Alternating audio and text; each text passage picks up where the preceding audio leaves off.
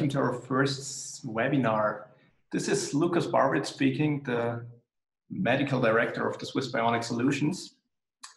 Today we will take a closer look at some questions that arrived me frequently during the last week. And since it is our first time doing this webinar, it's still a bit try and error, so please forgive us. We're trying to figure out the best setup, and so feedback would be much appreciated. Tell us what you like, what you didn't like, what you want to hear more about. And another thing that I want to stress out up front is I'm still trying to answer all the questions individually via email. If I haven't been able to do so yet, I apologize and will do shortly. But you gotta admit, I have to fight my way through hundreds of questions at the moment, and some of them need quite a lot of research first. But now, without further ado, let's get right into it. That's the table of content for today. I picked out 3 of the most frequent questions and topics that we will be discussing today. The first one is pulsed electromagnetic fields on the safety and contraindications. A second question is, can I use PMF if I have implants? And the third topic today will be PMFs and bone metabolism, especially on osteoporosis and fractures. So let's get right into it. First topic for today, safety and contraindications. Generally, we can say low frequency, low intensity PMFs are safe in use and cause no adverse side effects. Of course, there might be some unpleasant first reactions, but nothing serious and nothing that can't be reversed with protocol adjustments. Thousands of studies, whether proving positive effects or not, all agree that low intensity, low frequency PMFs are safe in use. And especially our IMRS is FDA approved, and if it wasn't safe, it would have never gotten the FDA approval. Sorry, there we go. Of course, there are contraindications. The first one is active electronic implants. We will take a look at that topic more in detail on the second question. But for now, we have to list active electronic implants as a contraindication. The same goes for pregnancy. There is no real research about PMF on pregnant women, so we have to go the safe route, and for juridical reasons, we have to list it as a contraindication. Another one would be organ transplants. Since PMFs are able to boost the immune system, organ rejection is nothing you want in organ transplants, and therefore we have to list it as a contraindication. The fourth one would be electromagnetic hypersensitivity. It's a very rare condition, but some people are very sensitive to electromagnetism. So for obvious reasons, that's a contraindication. Another one would be active bleedings. Since PMFs can increase the circulation, active bleedings are a contraindication. Serious cardiac arrhythmia, grade 3 and 4, could be listed as contraindications. We do it for safety reasons. Just there is no real research about it, but since we had some patients who felt discomfort, felt cardiac arrhythmia, we listed as a contraindication. And all the other ones listed are acute severe flare-ups, either of hypothyroidism, autoimmune disease, or febrile inflammation. Because all of those contraindications are consuming disease, and they can literally take your last energy, and that's nothing you want. If you apply PMF, you want to achieve the opposite. You want to energize and not take the rest of the remaining energy on those consuming disease. There are some relative contraindications. That means magnetic field therapy should only be administered under the guidance of a physician or a healthcare professional in the following cases. That is immune suppression, already mentioned that on organ transplants, pretty much since PMF can enhance immune response in different ways. PMF therapy is a contraindication in patients that need immune suppression. Same goes for growth hormone suppression. PMF can boost growth hormone expression, so people who have to take growth hormone suppression would be contraindicated for PMF use. The third one is malignancy in tumors. That's another safety reason we listed as a contraindications. There are some studies that show that PMF can slow down cancer growth, and I think that will be a topic for the future. But malignancy in tumors or cancer in general are a very sensitive topic, and we have to be really careful what kind of things we say about it. So for right now, we do, for judicial reasons, for safety reasons, do list it as a relative contraindication. I often get the question if I can use it if I have cancer. Well, studies do show that PMF does not boost tumor cells, but in fact can slow them down. So we can not suggest it, but we can say that it's up to the treating doctor. If he's familiar with PMF and he's made good experiences with it, it could be possible to give it a try, but we don't recommend it. Another one would be adrenal gland, hypothalamic gland dysfunctions, or all,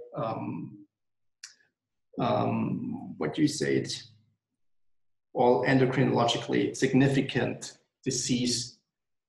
Since PMF can stimulate those hormone expressions, and therefore some bodies might not be ready for a change in the hormone levels. So for severe endocrinologically significant dysfunctions, we do not recommend it. Mild dysfunctions are no problem. A fifth one would be severe autoimmune disorders. The recommendation on those cases is go slow, go low. Usually autoimmune patients are very sensitive, so really make sure to go slow and low. Intensity and time can always be increased, but we don't want to cause severe first reactions if there are any severe reactions. Another one would be excessive calcium metabolism. Since PMF can increase intracellular calcium levels and may also be able to increase extracellular calcium levels, it's always up to the doctor, based on your condition, whether PMF support makes sense or not. Another one that we list is hypotension and orthostatic dysregulations, just because people lay flat if they use the whole body mat usually. We list it as a caution, for caution reasons, to tell the patients or the clients to get up slowly to avoid orthostatic dysregulations. And last but not least, rare disease which need pathophysiological examinations first, where we don't know what's the pathophysiological reactions that cause the disease. So we have to go safe and say we don't know how PMF will work on those indications or those diseases. Coming up to the second topic, which will be PMFs and implants. That's a question I get so often, usually on pacemakers, but let's take a more general look at implants. First, we gotta differ between implants. There are passive implants and active implants. Passive implants don't contain any electrical device like endoprosthesis, plates, screws, and nails in the treatment of fractures, stents, or mechanical heart valves.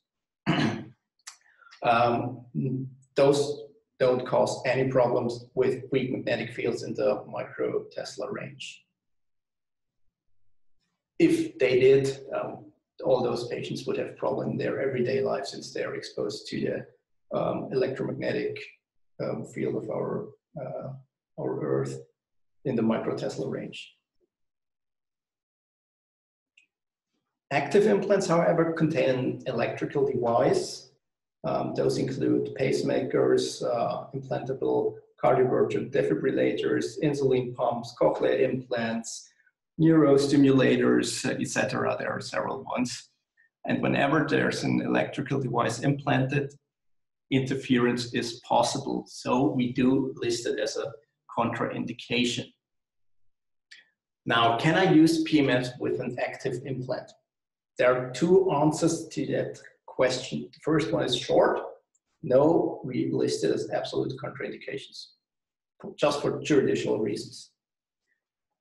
But there is a longer answer, and that's not that straightforward.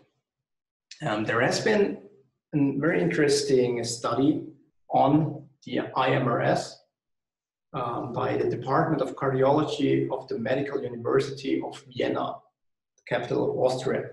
In the study, 15 different pacemaker models and 5 different active implanted cardioverter defibrillators, AICDs shortly, have been tested with applicators, programs, and intensities with the following outcome. Exposure to the whole body mat did not show any influence on PMs and ICDs in any case. The cushion applicator at the highest field intensity led to atrial sensing defects in 4 PM models with unipolar electrode configurations. Under bipolar electrode configuration, no disturbances occurred. The bar applicator led to sensing problems and consecutively reduced pacing rates in all tested PM models under unipolar electrode configuration at maximum field intensity. Bipolar electrodes, however, configuration resolved the problem. The investigated ICDs did not show malfunction under any investigated condition. In conclusion, the examined PMF therapy system, so the IMRS, did not interfere with the investigated implantable cardiac devices with bipolar electrode configuration. However, unipolar electrode configuration in pacemakers seem to be potentially hazardous during application of the examined PMF therapy system. That's a study from the year of 2006. I linked it down below. And for anyone interested in reading the whole study, I can send it to you for sure. So what's the conclusion of all this? The IMRS is safe with bipolar PMs and ICDs. That's what we can say. What kind of model client has implanted, what kind of PM model is listed in their PM pass. Today, around 90% of the implanted pacemakers are bipolar models. Only 10% are unipolar. But we still have to go to safe route and list active implants as contraindications, just for safety reasons. Whether you do apply PMF with a pacemaker is always up to you. No responsibility can be taken from our side. Passive implants, however, like artificial joints, valves, stents, or metal plates are not affected by the weak magnetic fields in the micro-Tesla range.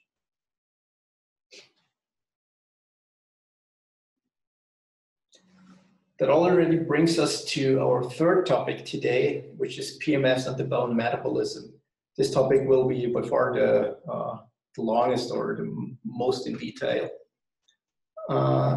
Continual cycle of bone growth and resorption is what bone metabolism is all about, which means the continual cycle between osteoblasts, which build the bone, the so-called osteogenesis, and the osteoclasts, which resorb bone mineral called in medical terms, osteolysis. The following picture quite nicely shows how those works. In green, we see the osteoclast resorbing bone material, and on the right, the blue ones, the blue bubbles, are the osteoblasts with mineralized calcium into the bone, and therefore build up bone structures. All those relationships are carefully orchestrated by an array of hormonal and regulatory influences like parathyroid hormone, calcitonin, glucocorticoids, steroid hormones, or just the presence of calcium and magnesium are regulatory influences. How detailed or how complex all that regulatory systems are is shown in the following picture. I mean, you all can see we will not go into detail. You can write several works, studies on those, and it would blow any frame to go more in detail how the bone remodeling metabolism works. But just keep that picture in mind, how complex all the structures are. Generally spoken, we can say that a healthy bone metabolism is a balanced bone metabolism. If resorption is bigger than the deposition of calcium, that will eventually lead to osteoporosis. If the deposition is bigger than the resorption of calcium, however, it can lead to osteoporosis, which is a way more rare disease than osteoporosis. Osteoporosis is very common, especially in elderly women. The picture quite nicely shows whenever the bone metabolism is in balance, like on the left picture, we find healthy bones, but if resorption or deposition overweighs, we can find osteoporosis or osteopetrosis. So how does the history on PEMF and bone repair looks like? First, in 1892, mechanical stress determines bone growth and remodeling. That's what Wolf found out. Today, it seems quite logical to us that by walking, by working on our muscles, we set a mechanical stress, which induces our body to keep the bones healthy, to express the hormones and the growth factors, to keep the bones alive as they need to be used.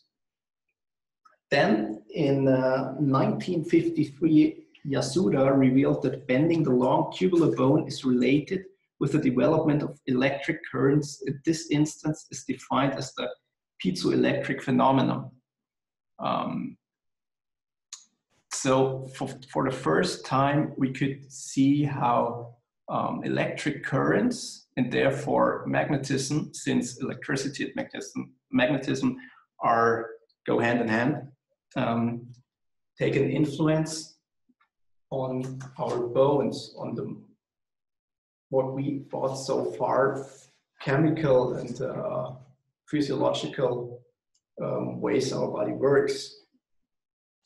Then in 1978, Bassett, that's probably a name you heard about, first applied non-invasive PEMFs to treat delayed union or non-union fractures and have achieved good clinical effects with it. And shortly after that, the FDA approved PEMFs as a safe, effective method for treating delayed union or non-union fractures. So for the first time, PEMF could actually show or scientifically show its benefits on the bone metabolism and therefore achieved the FDA approval. That picture shows the model of how Yasuda revealed the piezoelectric effect. You can see on the right when there is a weight put on the femur and causes bending, an electric current could be measured. Electric currents that disappears quite fast after releasing the bending.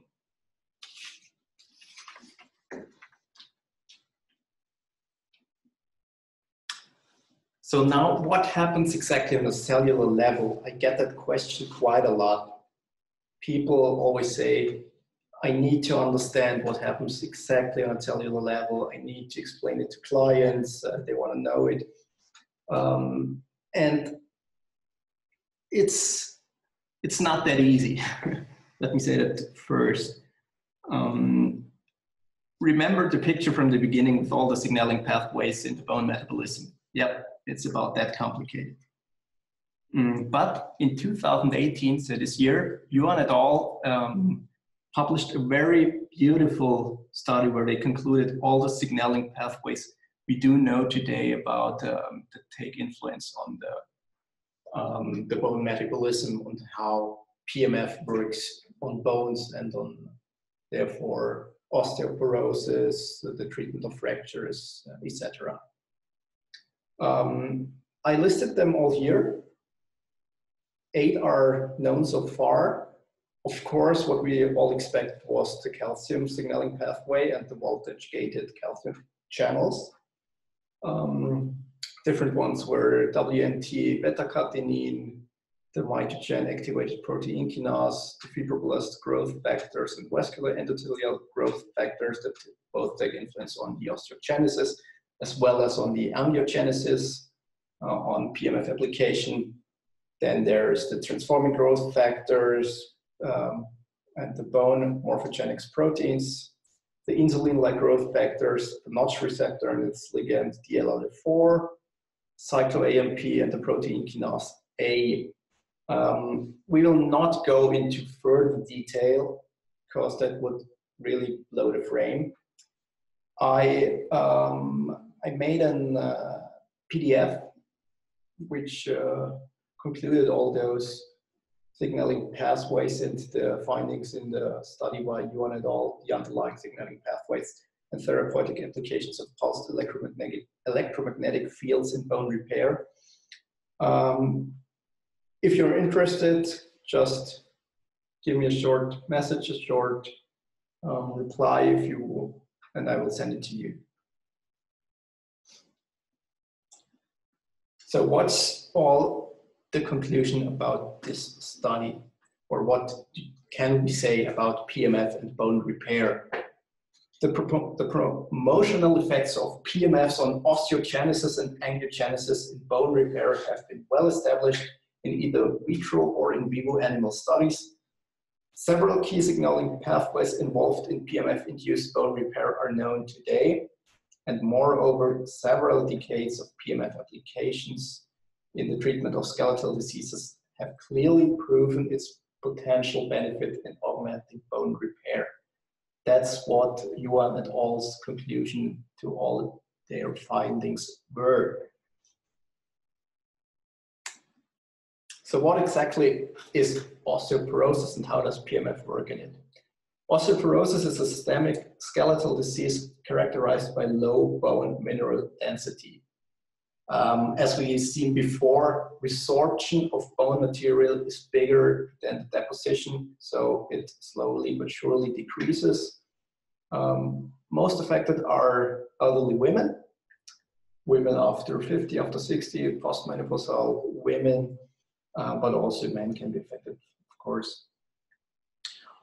That low bone mineral density leads to compromised bone strength, which leads to enhanced bone fragility, increased fracture risk, and resultant in disability. And ultimately, that all leads to decreased quality of life.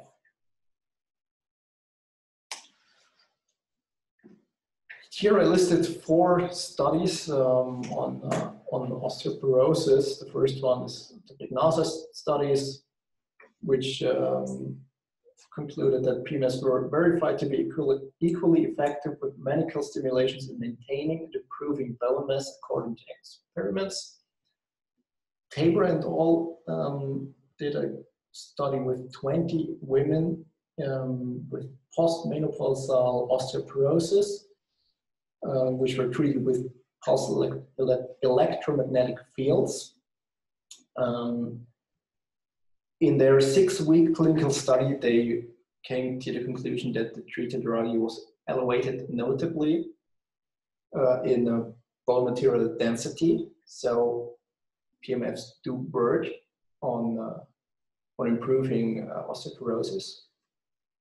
Another one would be Garland et al. DMP was elevated by PEMF application on knee osteoporosis in individuals with spinal cord injury. At 3 months, BMP was increased by 5.1% in the stimulated knees, but declined to 6.6% in the control knees. I found that study particularly interesting since it was done with individuals with spinal cord injury and usually paraplegics. So no mechanical stress on the bones could interfere with treatment. Yeah, therefore I found it very interesting. And the fourth one is from 2013 by a Chinese team, I think it was. And they revealed that PEMF treatment had the same effect as alendronate, which is currently the most common prescribed medication for treating postmenopausal osteoporosis within 24 weeks. So concluding, we can say PEMFs are an efficient and safe additional treatment for osteoporosis. But not only for osteoporosis, but also for fractures and delayed unions or non-unions. Non-invasive PEMFs effectively accelerate and finalize the healing process of fresh fractures and reactivate the healing process of delayed unions and non-unions for nearly 40 years since they were first approved by the US FDA. And PEMFs significantly shortened the time to radiological union for acute fractures undergoing non-operative treatment and acute fractures of the upper limb, and accelerated the time to clinical union for acute diaphyseal fractures. That were all the conclusions again of the Yuan et al. Study that concluded all the different signaling pathways in the treatment of PEMF and the bone metabolism. So again, they concluded that PEMFs are an optional and effective method to accelerate fracture healing. I did include all the studies on safety as well as on the bone metabolism, just to give you an overview how much research it takes and how many studies there are that prove the effects of PEMF. I will not read them out to you for sure, but I'll just include them to give you an overlook. The osteoporosis and fracture studies all sum up to somewhat around 100 studies.